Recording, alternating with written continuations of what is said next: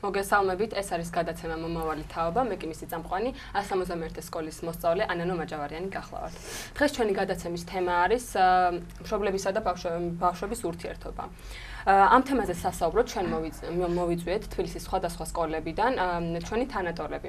რატი გელაშვილი 51 სკოლის მოსწავლე, ელენე ბუაძე 54 სკოლის მოსწავლე, ზუკა მელაშვილი 51 სკოლის მოსწავლე და გვანცა იაშაღაშვილი 71 სკოლის მოსწავლე.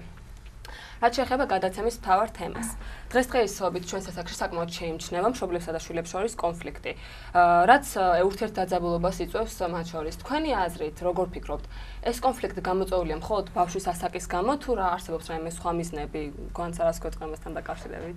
ჩემი აზრით ეს არის გარდაიხის ასაკის ბრალი, იმიტომ რომ ასე დროს ყველა ამბობს, რომ ბავშვი იცვლება უჩნდება თვით დამკვიდრების სურვილი, გემოვნებაშიც არის გარკვეული ცვლილებები და მშობელს უჭერს მისი გაგება, რადგანაც ის ცდილობს, რომ თავის თანატოლებთან უფრო კარგი რა განსხვავებული სასაუბრო ენა გამონახოს და ასეთ დროს მარტო ბავშვმა არ იცის რა უნდა გააკეთოს, როცა ის ცდილობს თავის თავში გარკვეულს. მშობელიც ამავე დღეში არის, რომ აი ის შეიცვალა და მაშინ როგორ უნდა მივუდგე და ჩემს აზრით სწორედ ეს არის.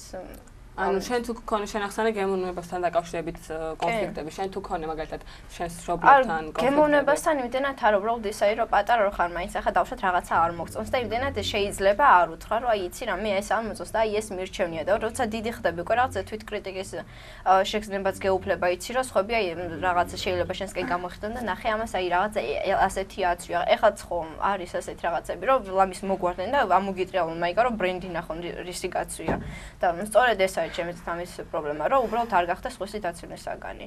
გვანცას აზრი მაგას თქვენ რა სიტყვით თამაშთან დაკავშირებით? დავით გვანცას. ჩემი აზრითაც, ანუ უკვე ვართ ზრდასრული ადამიანები და ანუ ხშირად არის ესეთი მშობლებთან უთანხმოება, თქვა ჩაცმაზეც. აღარ მაქვს მე ესეთ უთანხმოება, მაგრამ ანუ ბავშვობაში ანუ საერთი 2 წლით უკან, ანუ ის მიწვიდავდა რა უნდა ჩამეცვა და ანუ ახლა მე და შესაბამისად ანუ არ არის, ანუ დავითანხმები ყველაფერში გვანცას. ანუ მართალი არის, ჩვენ ესეთ ასაკში ვართ, როდესაც გვიჩნდება აზრები, ჩვენებური შეხედულება გვაქვს, უკვე გვიყალიბდება ეს შეხედულება და ვირჩიოთ გზას. ანუ თან დაბნულები ვართ, არ ვიცით რა ჯობია, რა ავირჩიოთ და ამ დროს შეიძლება მშობელ ჩვენი არ ესმოდეს და ჩვენ ისე ვთქვათ გვეგონოს რომ ის ცუდს გვირჩევს ან პირიქით. მე დავეთანხმები რატიში იმაში რომ მშობლებს და ბავშვს შორის არის გარკვეული ზღვარი, იმიტომ რომ ასაკიდან გამომდინარე აქვს სხვადასხვა აზრი. ამის გამო მშობლები თვლიან რომ რახან გარდატეხის ასაკში არის ბავშვი, მაშინ მას სხვა სურვილები აქვს და ყოველთვის ფიქრობენ იმას, რომ ის ცუდისკენ მიდის. ჩემი აზრით, მშობლები უნდა ფიქრობდნენ სხვანაირად ბავშვზე, რომ ის მარტო გარდატეხის ასაკით არ განისაზღვრება ჩვენი ბავშვობა. შეიძლება სხვა მხრიდანაც მოგვიდგნენ და სხვანაირად დაგველაპარაკონ. მე ეს პრობლემა არ მაქვს, მაგრამ ბევრი ბავშვი აქვს იმის პრობლემა, მშობლები ფიზიკურ შეურაცხყოფას აყენებენ. მე ამაზე ცუდად რეაგირებ, იმიტომ რომ არ შეიძლება ამის გაკეთება. ეს არის ბავშვის ფსიქიკაზეც მოქმედებს. მე მინახია და შევსწრებულ ვარ საზოგადოებაში ესეთ ფაქტს. ბავშვი არ ვიცი, აი რაღაც შოკში ჩავარდა, ვეღარ ლაპარაკობდა და ამის მერე მე ამაზე ხშირად ვფიქრობ და ამის წინააღმდეგი ვარ. გასაგებია შენი აზრი, ანუ შენ წინააღმდეგი ხარ, როგორც სიტყვერი, ისე ფიზიკური კონფლიქტისად. აი აქ ნახსენები იყო, რომ ანუ ძირითადად მხოლოდ მშობლის მხრიდან იყო ლაპარაკი და იმაზე თუ ვფიქრობთ ჩვენ, რომ ჩვენ თვითონ არასდროს სწორად ვიქცევით მშობლის წინაშე და ამანაც შეიძლება გამოიწვიოს კონფლიქტი. ძირითადად ასაკის ბრალი იყო ეს ყველაფერი და სხვა მიზეზები არ არსებობს ამ კონფლიქტში. შეიძლება, იმიტომ რომ უშეცდომ არავინ არ ვართ, აქ აუთ ყველა მითანხმება. შეიძლება ჩვენც იყოთ რაღაცაში მტყუილები, მაგრამ მშობელმა ჩემი აზრით უნდა დაგვანახოს ეს ტყუილი ყველანაირი, ანუ სიტყვის შეურაცხყოფის და ფიზიკური გასწორების გარეშე. ძალიან ცნობილი გახდა ფაქტი, რომ ფაქტის წინაშე დაგვაყენოს. ის რომ ანუ ჩვენ გვიჩნდება თვით დამკვიდრების სურვილი და მე მგონი უფრო ფისხებით ვხდები და მაგის გამო შეიძლება ხდებოდეს ბევრი კონფლიქტი. აი მე მაგათად მიმაჩნია რომ აი ეს ძირითადად ჩვენგანაც მოდის, იმიტომ რომ ხან რაღაცის სწავლისოთ ვარ გაღიზიანებული, ხან ჩვენ პატარა პირადი პრობლემები გვაქვს, ხო? აი, გინდა რაღაცის კი, ალბათ, აი ეს იმიტომ არის ეს პრობლემა, რომ არის აზრთა სხვადასხვაობა. ის სხვა რამის ფიქრობს და სხვა ფასეულობები აქვს ჩვენში, ჩვენ სხვა ფასეულობებით ვაფასებთ, იმიტომ რომ ვართ სხვა საკში, გვაქვს სხვა რამის სურვილი და თუ მშობელი გვიბიძგებს იმისკენ, რაც თვითონ უნდა, მაშინ მიზეზიც უნდა მოიყვანოს და მაგალითი თუ შემდეგ რა მოყვება ამას და რითი, ანუ რა გვარგებს ჩვენ რა სარგებელი მოგვია ამისგან. ერთ რამეს დავამატებ კიდე, მშობელი ყოველთვის თავის შვილს უყურებს როგორც უფროსის პოზიციიდან და შეიძლება ეს გაღიზიანებდეს, რომ ის ყოველთვის რაღაცას გირჩევს, რომ მართალია შენთვის ყველაფერი კარგი უნდა, მაგრამ მაინც შემიძლია ეს ყველაფერი, ანუ ცუდი აურა მოდის ბავშვებისგანაც, იმიტომ რომ აი რაღაცას ის უბრალოდ გირჩევს, ხო, რაღაც რჩევას გაძლევს და შენ გონია, რომ ის ცდილობს საკუთარი აზრი შენს თავზე მოხვევას და ამაზე არასწორად რეაგირებენ. რამდენჯერ მქონია ეს, რომ რაღაცით ვარ გაღიზიანებული, არ ვიცი რაზე და ამაზე სულ დედაჩემს ვეჩხუები ხოლმე და მეუბნება რომ რაღაც ენა გაიტლიკე და ერთმა ბავშვი ვარ შემიძლია ეს ყველაფერი ბავშვისგანაც მოდის და უნდა ვაღიაროთ ეს რეალობა. რა თქმა უნდა. ესე იგი შევხვდით კონფლიქტებს გემოვნებასთან დაკავშირებით, ასეთ სხვადასხვაობასთან დაკავშირებით. ხშირია კონფლიქტები და ასევე წუწუნი ბავშვების მხრიდან იმასთან დაკავშირებით, რომ ჩვენი მშობლები ძალიან მკაცრად გვექცევიან. თქვენ თუ თვლით ასე და თქვენი აზრით უნდა იყოს თუ არა მშობელი მკაცრი? ჩემი აზრით მშობელი უნდა იყოს მკაცრი, მაგრამ ზომიერად, ანუ მისი სიმკაცრე არ უნდა გამოიხატებოდეს იმაში, რომ თქვათ შენ ცუდად მოგექცეს, ის უნდა იყოს მკაცრი რაღაც გარკვეულ საკითხებში. მაგალითად, ანუ ნიშანთან, ანუ სხვანაირად მოგიდგეს, ანუ მშობლის სიმკაცრე არ გამოიხედა მარტო ჩხუბში. ჩემი აზრით, მშობელი უნდა იყოს მკაცრი, როგორც შეუძლია და ანუ თან რბილიც უნდა იყოს შენ მიმართან და ისე უნდა აგიხსნას ყველაფერი, რომ შენ ვერც მიხვდე, რომ ის ანუ მკაცრად გექცევა. ჩემი აზრით, მშობელი სიტყვა მკაცრი ცოტა თქვა, უნდა იყოს მეგობრული და ჩემი მშობლები არიან მეგობრულები, მაგრამ უნდა იყოს მომთხოვნი სხვადასხვა საკითხებში, სიმკაცრე, ანუ ურთიერთობაში სიმკაცრე არაფერ შუაშია, პირიქით უნდა იყოს გამგები, მაგრამ რაღაც საკითხებში და თითქმის ყველა საკითხებში ჩვენ ასაკში უნდა იყოს მომთხოვნი, იმიტომ რომ ისეთ ასაკში ვართ, ჩვენ თვითონ დაბნეულები ვართ და ვერ ხვდებით რა გვინდა. რა ამაში რჩევაც გვჭირდება, ცოტა მომთხოვნებაც გვჭირდება, მაგრამ აუცილებელია მშობელი იყოს მეგობრული. ჩემს აზრით მშობლის სიმკაცრე შეიძლება იმშიც გამოიხატებოდეს, რომ ის შენს მხარს გიჭერდეს აი რაღაცაში და შენ უბრალოდ რაღაც ბეზრდება მე ის და ცდილობ რომ თავიდან აიცილო ეს ყველაფერი, რომ დაუშვათ გაკვეთილ სოციალური არ გინდა და მიდიხარ შატალოებზე და უბრალოდ ის რომ მშობელი გეუბნება რომ აი მოდი არ გაიპარე და ცოტა ხანი კიდე დარჩი რომ მე ექსტერნი გამოცდების ჩაბარება არ მოგიდეს, ეს ხო შენთვისვე არის კარგი და ხშირად ბავშვები ამას უარყოფითად იღებენ და გონიათ რომ აი მშობელი უბრალოდ აი მაინდა-მაინც უნდა იარო, არ აცდინო და ერთხელ მაგრამ შატალოზე დარჩენა ხომ უკვე კლასის განიწევს აგრესიას და მშობელი ამას იმიტომ რომ მე კლასელი რომ მეილსაც ტოვებენ ხოლმე შატალოებზე ანუ ისე რომ მთელი კლასი მიდის ეგრჩება და მიზეზი ის რომ ხშირად არის ჩემთანაც დაწუნებული ვარ რომ ყველასთანაც არის რომ დავშოთ 2-3 ბავშვი რომ მიდის მარტო და იცი რა მე უბრალოდ აი არ მინდა დარჩენა და აი მაგ მხრივ ეს მაგრამ მთელი კლასი რომ მიდის მაშინ ის იქნება სიმკაცრე მშობლიდან რომ აი შენ რატო არ წახვედი რომ მთელი კლასი მიდიოდა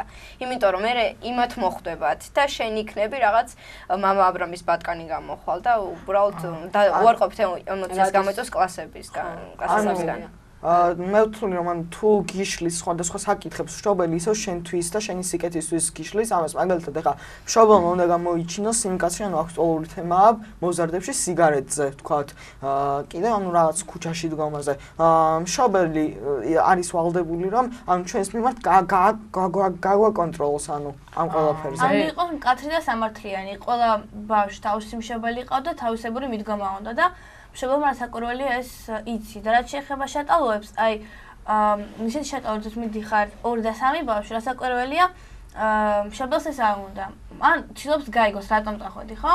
და როდესაც მთელი კლასი მიდის და მშობელი გეუბნება, რომ დარჩია, ხო? მე ვთვლი გარასწორია, მე პირადად, როდესაც მთელი კლასი მიდის მშობელთან ასე მაქვს. თუ შეიძლება მოახერხებ, გამაფრთხილებ თუ არა წადი, იმიტომ რომ მარტო არ დარჩა, ანუ ეგ არც არ მქონია ეგეთი მომენტი. ბავშვი უნდა იყოს ერთსულოვანი კლასთან და ჩემი აზრით, ანუ მშობლის სიმკაცრე, თქვათ სიგარეტის მიმართ ჩემი აზრით არასწორია პირიქით ჩვენი სასაკში ვარ და მე თვითონაც ჩემ თავს მოვიყვან მაგალითად, რასაც მიკრძალავენ, ასე თუ ისე მაინც იმის სურვილი მიჩნდება და რაზეც სხვანაირად მელაპარაკებიან და რასაც არ მიკრძალავენ და ანუ აკრძალვა არაფერზე არ მაქვს, მაგრამ მაინც რაზეც ყურადღებას ამახვილებენ, ის უფრო მეტ ინტერესი ჩემს მიმართ და რაზეც ცოტა ირიბი ინტერესი აქვს მშობლებს, იმაზეც მეც ასევე ნაკლებად ინტერესდები ამას. ზუკას თემას გავაკეთებ, ანუ წაკითხული მაქვს, ანუ ერთ-ერთ სკოლაში იყო ასეთი შემთხვევა, როდესაც მოსწავლეობის 70% ეწეოდა და გააკეთეს ασეთი რაღაც, რომ გამოიეს ანუ მოსაწევი ოთახი,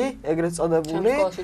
მოსაწევი ოთახი, ანუ სადაც შეეძლებოდათ მოსწავლეებს შესვლა და მოწევა და მოსწავლეებს და ანუ რამდენი გასაკვირიც არ უნდა იყოს, როდესაც უკვე მიღებული გახდა ეს სიგარეტა, აღარ გახდა აკრძალული ხილი, ბავშვებში მოწევის, ანუ მოწევა შეწყდა. ანუ ჩემ სკოლაში არ ყოფილა ეგრე, პირიქით აბსოლუტურად ყველა ბიჭი ჩადიოდა მობეზრდა უკვე მერე, ანუ ის აღარ იყო ისეთი კარგი, ანუ ყველამის რო აკრძალული ხილი ყველაზე ტკბილია და როდესაც გახდა უკვე რომ ანუ ლეგალური უკვე ბავშვებში დაიკარგა ინტერესი მოწევის მხრიდან. ეს შეიძლება ერთ ფრაზაში მოგწიო, რომ რაც აკრძალულია, მაინდა-მაინც ის გინდა. ხო, აი ზუკა მახსენა, რომ როდესაც რაღაცას მიგრძალავენ, უფრო მეტი ინტერესი მიჩნდება. აი ხშირად არის ჩვენი ესე ვთქვათ ძალიან მტკივნეული თემა, რომ მშობელი რაღაცას გვიგრძალავს. აი რომ ვთქვათ, მშობელი როდესაც გვიგრძალავს ჩვენ რამეს, ისე რომ თავის ქმედებას არ ხსნის. აი ეს ყველაზე გაუგებარია ჩვენთვის. აი ზუკამ თქვა, რომ უფრო მეტი ინტერესი უჩნდება. თქვენ როგორ ფიქრობთ, როგორ რეაგირებთ ამაზე? რასაკვირველი არის, უნდა აგიხსნა მშობელმა რატომ გიკრძალავს ამა თუ იმ რაღაცას. მერე ჩვენთვისაც ის გასაგები ხდება და ჩვენ შეიძლება გავგოთ კიდევაც მას და მივხვდეთ რომ აი ეს რომ ამას გვიგრძალავს, ალბათ მაგის გაკეთება მართლაც არ ღირს. და როდესაც ეს ამას გრძალავს, აი თუნდაც ეს მოზარდებში არის, ეს გარდაყის ასაკი და ეს ჯინი არის რომ რა შენ თუ მიგრძალავ, ანუ მე ამას მაინც გავაკეთებ და თუ შენ გიხსნის რომ რატომ არ შეიძლება ამა თუ იმ რაღაცის გაკეთება, მე შეიძლება გაიგო კიდევაც მიზეზი მიხდი ამას და აღარ გააკეთებ. მაგალითის მოყვანა არის ყველაზე საუკეთესო საშუალება ჩემი. კი, მაგალითის მოყვანაც არის და აი ახსენა ამ ადამიანმა რომ ჯინი ანუ ჩემი აზრით მშობელს და ბავშვს არ უნდა იყოს ისეთი სიტუაცია, რომ ჯინით და ასეთი სხვადასხვა ქმედებებით გამოიხატებოდეს მათი საქციელი. პირიქით უნდა იყოს მეგობრული და სხვანაირ ვერ უკვე ყველაფერზე სხვადასხვა შეხედულებები გაუჩნდება ბავშვს. ალბათ ამეთანხმებით, რომ აი როდესაც ჩვენ გვინდა რომ აგვიხსნა რატო იგრძალება, რატო გვიგრძალავენ, იგივე სიგარეტის მოწევა ექნება თუ დაალება თუ რამე მავნებელი ნივთიერება. ალბათ მე მგონი საქართველოში 90%-ზე მეტ ოჯახში ერთი ოჯახის წევრი მაინც ეწევა, ხო? როდესაც შენ შვილს უგრძალავ მოწევას და დაეუბნები რომ ეს ცუდია, მას ბუნებრივია უჩნდება კითხვა რომ თუ ცუდია, შენ რატომ ეწევი? აი ამ შემთხვევაში რა უნდა ქნას მშობელმა? ჩემსით ყველაზე მთავარი ის იქნება რომ მშობელმა პირველ რიგში ეს რო ამბობენ რომ აი ეს კიბოს იწევს და აი რა მნიშვნელობა აქვს ბავშვს ახლა მე რო დავუშვათ ვეწევდე მაგალითზე მომყავს რომ ეს დედა ჩემი რომ მომდეს რომ ეს კიბოს გამოიწევს და მე უბრალოდ მომწონს ეს და რატო რა მნიშვნელობა აქვს მე იმიტომ რომ ბავშვს გონია რომ ყველაფრისგან არის დაზღვეული აბსოლუტურად და ჩემი აზრით გონია ჩვენ მომწონდებით რა აზრი ხო აი მშობელმა ჩემსით უნდა გაითვალისწინოს ის რომ უნდა აუხსნას უბრალოდ ბავშვს რომ აი ეს ჯანმრთელობა ხო კაი შენი ჯანმრთელობა არ გაინტერესებს მაგრამ შენს კარიერაზე მაინც იზრუნე იმ მომავალში შეიძლება ოჯახი ვერ შექმნა შეიძლება რაღაც ღმერთმა დაიფარო სკოლა დაუნისმის სინდრომით დაავადებული ბავშვი გაგიჩნდეს და ჩემსით მშობელმა ეს უბრალოდ უნდა ბავშვს მიანდოს არჩევანი რომ აი შენ რაც გინდა ის გააკეთე მაგრამ იცოდე რომ თუ ამას გააგრძელებ მაშინ აი ეს დაგემართება ანუ ბავშვების უმეტესობა ეწევა იმის მიბაძვის გამო და იმის გამო რომ ეს მაგარია და აი თუ მშობელია როგორც უკვე მოზარდ დაელაპარაკა როგორც უკვე დიდ ადამიანს დააუხსნა რომ უმეტესობა ახლა მე სკოლაში კიდე რაღაცას არ გამომივარა უმეტესობა ან თუ კარგად დაიწყო და ვეღარ ანებებს აი რაც შეეხება ოჯახში ხო რომ ის დიდი შეიძლება ეწევა და ვეღარ ანებებს ხო და მოზარდებში ბევრი ეწევა იმიტომ რომ ეს მაგარი არის და თუ არ მოწევ მაგარი ვერ იქნები და თუ ამ ყველაფერზე მაღლად გახარ ანუ გონებითაც და სულიერებითაც რომ აუხსნი რომ ეს ადამიანები რომლებიც არაფერს არ წარმოადგენენ და რაღაცა რომ იყვნენ, მაგიტო ეწევიან. და მე არ დავეთანხმები ამას. ელენეს არ დავეთანხმები იმაში, რომ ბავშვები იმის მიხედვით ფასდება, ჩვენთან არ ჩემთან და ჩემ სამეგობრო წრეში ეგეთი რაღაც არ მომხდარა, რომ აი ვიღაც სიგარეტს ეწევა, ის მაგა პირიქით ისეთი აზროვნება ჩამოყალიბდა, რომ სიგარეტის მოწევა უკვე სხვანაირად გახდა და სიგარეტის მოწევა ცუდია. ამ სიგარეტის ძალიან შემცირდა ამის ფაქტი, ჩვენთან დამეთანხმება რატი, იმიტომ რომ ჩემი მეგობარი ახლო არ არის ესეთი რაღაცა და ანუ ვცდილობ ჩვენ რომ ანუ ვინც ეწევა ჩვენი ახლო მეგობარი რომ გადავაჩვიოთ ამ მავნეჩევას და ანუ ერთ რაღაცაში დავეთანხმები ელენეს რომ ჩემი აზრით აი თინეიჯერებში სიგარეტის მოწევა იწყება ან ჟარგონზე ვიტყვი მარიაჟობით ანუ აი სხვა ან ჩემი გადმოსახედიდან აი სიგარეტი არანაირ პირობას არ გაწევს, ანუ კარგად რა იყო, არც ნერვიულობას არ გიხსენს, არაფერს უბრალოდ, როდესაც ყველა ეწევა შენს წრეში სადაც ხარ, შენც იწყებ რომ ანუ ხო, ანუ რთულია რომ შობელმა ჩემი აზრით ბავშვს უნდა დაანახონ მაგალითი რომ პირიქით არ მოწიონ, რავი, ჩემი მამა ჩემი და ძალიან დიდი ხანი ეწევდა და ბოლოს გაანება თავი, როდესაც დავიბადა მე და ჩემი ძმა, იმიტომ რომ ბავშვს რა მაგალითი უნდა მივცევა, მე როდესაც ეწევა, იმას როგორ უნდა დაუშალო მოწევა. ანუ დიდი მნიშვნელობა აქვს სამეგობრო წრეს. ალბათ, იმიტომ რომ როგორც მეგობარსაც უყურებ და ვისთან ერთადაც ხარ, ალბათ ხა ისეთი აზროვნება ჩამოგეყალიბდება, ისეთი ვერ იქნები, რომ ის სხვა რაღაცას აკეთებ. ისეთი არის ძალიან ცოტა ადამიანი, რომ რაღაც არის მასწავლებელი ინდივიდუალური. კი, ანუ ამაში ანუ მშობლებს უნდა მიუძღოდეს დიდი წილი, რომ კარგ სამეგობრო წრეში მოახდინოს ბავშვი. და თუ ბავშვი კარგ სამეგობრო წრეში მოხდება, მაშინ შობელი ვერ არჩევს ბავშვისთვის მეგობარს, ეს იქნება რაღაც აი შეცდომა იქნება. არა, თავიდანვე მე ვამბობ პატარაობიდან, ანუ ისეთ ხალხში შეეცადოს, ანუ ისე არ შეეცადოს, რომ ბავშვს დაანახოს, მაგრამ ისეთ გააკეთოს, ანუ ჩემი აზრით ეს სწორია, რომ ბავშვი ისე სტრესში, ახლა ბავშვი ვერ გაწირავს თავის შვილი, რომ არის მეგობრობს ისეთთან, ვინც წამალზეა დამოკიდებული, ეწევა და ასე შემდეგ.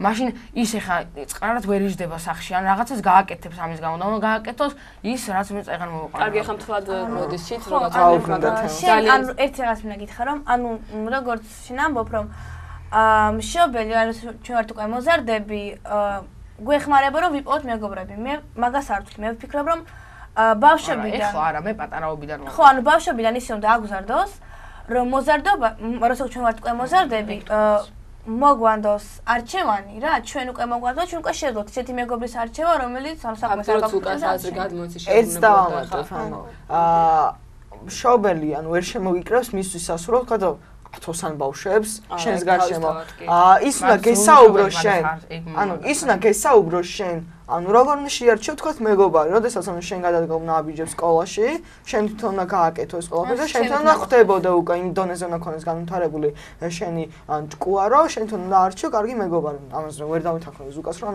შობელზე არის დამოკიდებული შენი სამეგობრო წრე.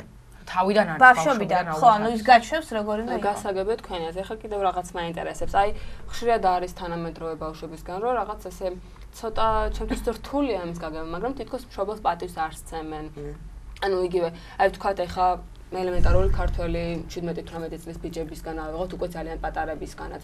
აი სხვამ რომ ასე ვთქვათ ბოდის მოთხო, მაგრამ დედაში აგინოს, ამას არ აიტანს, თუმცა ხშირია ისეთი შემთხვევა, როდესაც ამას თვითონ აკეთებენ. აი თქვენი აზრით, ეს მხოლოდ ბავშვის ბრალია თუ მშობელმაც უნდა მოიპოვოს პატივისცემა და თქვენი აზრით რა უნდა გააკეთოს მან ამისთვის, რომ დობა და პატივისცემა მოიპოვოს ბავშვის. ბავშვს უნდა კონდეს დიდი ხათრი მშობლის მიმართ და კიდევ ერთხელ ვიტყვი, ანუ შემოგვიღებს ისევ სამეგობრო წრე ამასთან დაკავშირებით, ანუ შენ თუ მოხდები ისე წრეში, სადაც ანუ არიან ეგეთი ბიჭები, ანუ საკუთარ დედას რო აგინებენ, ძალაუნებრივად შენც ხდები ეგეთი, ანუ ეს არის. და აი ხშირი ანუ შენ უნდა იყო ფსიქიკურად ძალიან ძლიერი რომ ანუ მათთან თან იმეგობრო და თან არ დაეთანხმო მათ. აი ხშირად არის რომ აი რაღაც ბავშვი არ უყვება მშობელს, რამე თუ პრობლემა აქვს და ცდილობს ეს მეგობრების ხარჯზე გადაიტანოს და თქვენი აზრით ეს ნდობა დაკარგული არის ბავშვს შორის და უნდა ჩაერიოს თუ არა მშობელი ბავშვის პირად ცხოვრებაში. ჩემი აზრით ეს ნდობის ფაქტორი არა, რა თქმა უნდა ენდობი შენს მშობელს, მაგრამ ჩემი აზრით ეს უბრალოდ ის არის ინტერესის მომენტი არის რომ ინტერესის და შეიძლება იმის შიში გაქვს რომ ის ამას არ მიიღებს და შიშზე იმდენად არ მომბობ. ეს არის უბრალოდ იმის ასე ვთქვათ, ნუ ინტერესი არის იმის მიმართ თუ აი რა მოყვება ამას ილოფ რომ ეს ყველაფერი შენ თავზე გამოცადო რომ შენ დაგიგროვდეს ცხოვრებისეულ გამოცდილება ხშირად მესმის მშობლებისაგან და მარტო ჩემისგან არა რომ აი იცი რა ჩემი გამოცდილებიდან ვიცი ეს სიმართლე რომ ვთქვა ნუ ხო ჭკვიანების თხვის შეცდომებზე სწავლობენ და სულელები თავისაზე მაგრამ მე ნუ რა თქმა უნდა ყველანი ვართ გარკვეულად სულელებიც და ჭკვიანებიც გარკვეულ საკითხებში და მე რაცა უნდა ჭკვიანი ვიყო ან რაცა უნდა სულელი მე მაინც მინდა რომ აი ეს ვიცოდე რომ აი ამას რა მოყვება მე არ მაინტერესებს ჩემ მშობელს რა გამოცდილება ქონდა მან ეს უკვე თავის თავზე გამოცადა მაშინ მე რითი ვარ განსხვავებული მეც მინდა რომ აი ეს რაღაც გამოვცადო ჩემი აზრით ანუ მშობელი თუ არის შენთან მეგობრული, აი მაგალითს მოვუყან, მამა შენთან მაქვს ძალიან მეგობრული ურთიერთობა და ან თითქოს ყველაფერს ვესაუბრებ მას ჩემ თემაზე, რაც მე მაწუხებს, მაგრამ არის რაღაც ისეთი თემა, რომელზეც გაქვს მშობელთან რიდი, მაინც. რაც არ უნდა მეგობრული იყოს მშობელი, მაინც არის მშობელთან რიდი, რადგან ვერ დაელაპარაკები, მაგრამ სხვა თემაზე, რომელიც ასე თუ ისე განსახილველია მშობელთან, აუცილებლად ველაპარაკები მე მამაჩემს. იმიტომ რომ მაქვს ძალიან ახლო და მეგობრული ურთიერთობა. მოგა ჩვენ გადაცემის დრო ამოძებ. შენ როგორც თქვი, ანუ შენ თქვი რომ არის თუ არა ის შიში იქნება ალბათ უფრო იმის რომ რაღაცას აგიკრძალავენ და მაგიტომ შეიძლება არ მოუყვება. შეეხება ჩარევას, მე ვფიქრობ რომ მოზარდი ხარ ხო? აი ისე ეს მოდის ბავშვობიდან.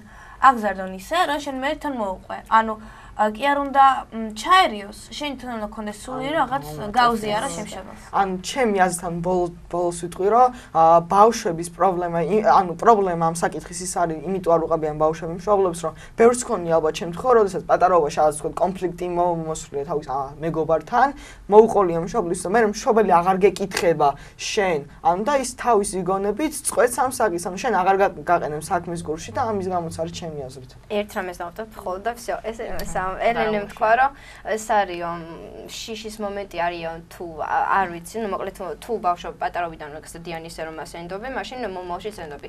რაც არ უნდა ძალიან მენდობოდე დედა ჩემს, ხო? აი ერთი საკითხი, რაზეც არ ვერასოდეს ვერ დალაპარაკებ მშობლებს, ეს არის ნუ ჟარგონზე ვიტყვი რამდენიმე სიტყვას, რომ აი დავშვა და ბიჭმა გითხრა რომ მოწონ ხარ დედა ჩემს რომ მომკლას ვერ ვეტყვი, აი დედა იცი რა, აი ამას და ამას მოწონ. ჩვენი გადაცემა ამით დასასრულს მივახლოვ და რჩევა ჩვენს ტელემაყურებლებს რომ მშობლებს და ბავშვები თუ გიყურებენ ახლა, მიგიყვარდეთ ერთმანეთი ცხოვრებასა და ხანმოკლეა. ესე იგი, დიდი მადლობა სტუდიაში მობრძანებისათვის. შეგახსენებთ, რომ ეს არის გადაცემა მომავალი თაობა. ჩვენთან ამ თემაზე სასაუბროდ იყვნენ თბილისის სხვადასხვა სკოლებიდან ჩვენი თანატოლები. გამშვიდობებით მომავალ შეხვედრამდე. ახლა ამდის.